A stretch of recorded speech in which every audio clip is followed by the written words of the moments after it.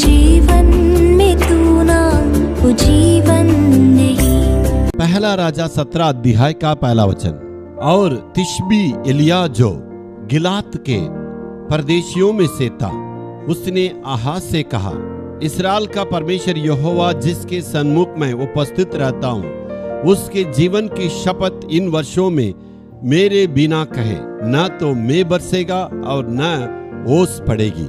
यहाँ पर एलिया के बारे में आप देख सकते हैं। एलिया कहता है, मैं परमेश्वर की उपस्थिति में खड़ा हूँ, मैं परमेश्वर के आगे खड़ा हूँ और जज़बेल के सामने, अहाब के सामने आके चुनौती दे रहा, चेतावनी दे रहा और देश में पानी नहीं बरसेगा।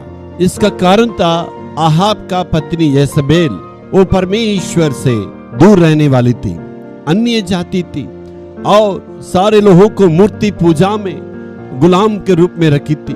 पूरा इस्राएल देश अशुद्ध हो चुका था, वे परमेश्वर से दूर हो गए हैं। परमेश्वर के विरोध उन्होंने पाप किया, मूर्ति पूजा किए और नरबलि किए।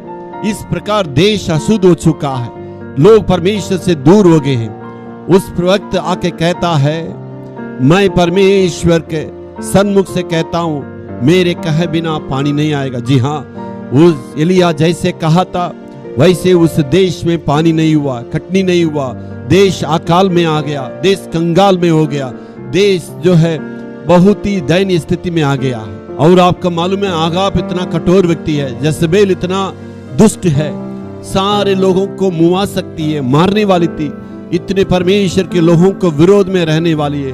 उसके सामने वो हिम्मत से कहता है, मेरे कहे बिना देश में पानी नहीं होगा। यहाँ पर एलिया कहता है, परमेश्वर की उपस्थिति में मैं खड़ा हूँ। आपको मालूम है मेरे प्रियो, एलिया प्रार्थना का शूरवीर था, दिन रात परमेश्वर से प्रार्थना करने वाला था, परमेश्वर से डरने वाला था, परमेश्वर की वाणी को सुनने वाला था, इसलिए इतना हिम्मत से वो कर सका।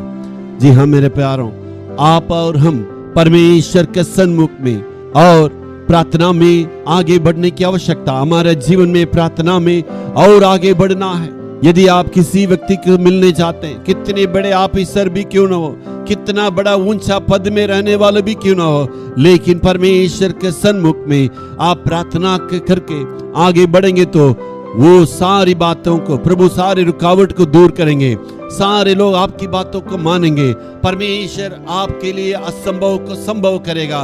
प्रभु आपका जीवन के आपके द्वारा बहुत बड़े बड़े चमत्कार करेंगे और देश में आशीष आएगा। Hallelujah, hallelujah.